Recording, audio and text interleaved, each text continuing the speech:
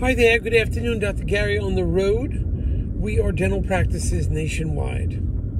Today's topic is going to be what happens the day after the closing. How does the first day of transition work?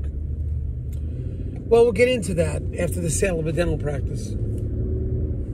So, just some background about us. We've been doing the dental practice brokerage for 12 years. We were dentists for 25. We now have practices for sale in 26 states. We're excited. And the information you're about to hear, of course, is for informational purposes, entertainment purposes only. It's not legal or business advice. So, our phone number is 201-663-0935. And some guy just passed me on a yellow line, almost got in an accident. Crazy. People are driving nowadays. He has to be in front of me. So you could reach us every day except Christmas and Easter. And our phone number is 203-663-0935. We're available to you.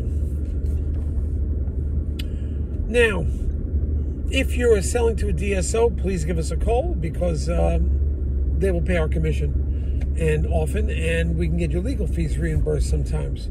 So just give us a ring and we can talk about it. All right? Now, getting back to today's discussion. What happens after you close? If you close on a Tuesday, what happens on Wednesday morning? Well, on Tuesday at the closing, and generally there is no more closing, they're all virtual. They've been that way even before the pandemic. The seller will previously get the keys to the broker or to the buyer or seller's attorney. They'll hold on to the keys until the closing occurs. The keys are handed over to the buyer, or the buyer gets them the next day. Either way, he's going to get them. That evening, it becomes, so let's say you close in the afternoon, the staff now becomes your responsibility. Now, they're not really working probably that day. If they were working and the closing was in the afternoon, the the seller will pay him for the day. And then you start fresh in the morning. Technically, the employees are fired and rehired at midnight. So anyway, the next day, what will happen is the buyer will come in, and the patients that are being seen that day have to be informed, usually by a phone call before they come in, that there's a doctor sold the practice, and there's a new buyer. And the buyer's a new owner, and he'll be taking over from here. So on day one, the buyers generally start seeing the patients, unless the seller feels, that maybe we didn't give this one patient enough notice and he was going to insert something. He'll work something out. But really, they become the patients of the buyer, and he starts doing the procedures immediately. And generally, the patients accommodate because the doctor will be there the first couple of days, the seller, introduce him, and the staff will be there also. So the patient is relatively comfortable because they know the staff, they know the front desk, they know the location of the building, the records are there, staff greets them, they know the staff, so everything's familiar. They introduce the doctor, say he'll be doing your procedure today. Again, every party, if somebody walks in and they weren't informed ahead of time, they're informed when they go into the reception area. So they're not shocked. But the buyer generally will get a letter of transfer from the seller. The seller will write up a great letter. We have copies of that. I've finally been seeking someone else out that could take over my practice, and I finally found somebody, and we're really excited about it. And it's usually a letter that gives the patient some level of confidence. So that letter gets mailed out right after closing. There are some buyers that don't want to send the letter out. It's really up to the,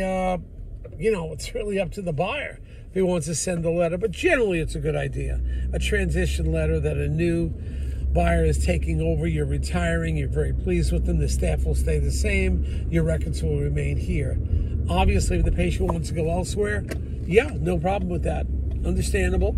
And they'll just let the new doctor know. That's why you've got to give the patients an opportunity the day before they come in for the office visit, that there'll be a different doctor seeing them. Then if you send the letters out to everybody, then the patients know. You're going to lose some, but generally, according to Bank of America 2019, success rate was very high. We're talking 99.75%. So you're not losing everybody. You may lose a certain percentage, but historically you're not going to, or else banks wouldn't keep writing 100% loans with nothing down. So they write it and it works out really well. But that's what happens. Now, as far as the Dr. Gary oriented, he can come in right after closing. It depends on what the decision of the seller is. Some sellers don't want to introduce the staff until after there's a closing, or until after the contract is signed and they have a closing set up. That's up to the seller. I have mixed opinions. I generally don't like to say anything to the staff until we officially close, because 30% of these deals don't close. So I'd rather wait.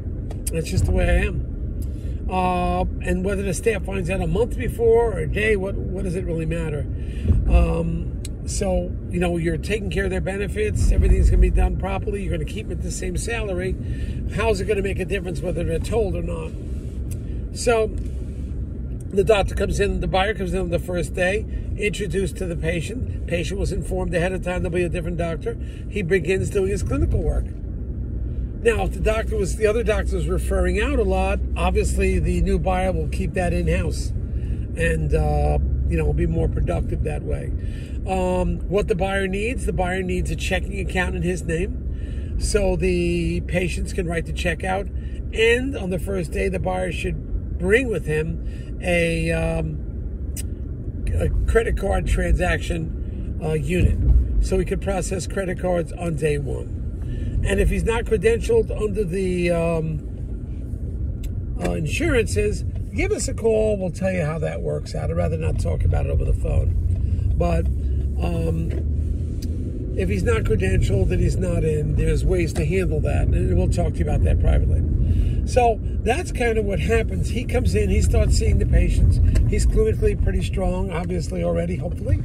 And he'll just do the procedures. The staff will get used to him. He'll get used to the staff. Hopefully they like him or her. And there'll be a smooth transition. Now, if the practice is grossing 600 and below, there's not really, or 700,000 and below, there's not a lot of room for a seller and a buyer. It's going to be kind of tight in there.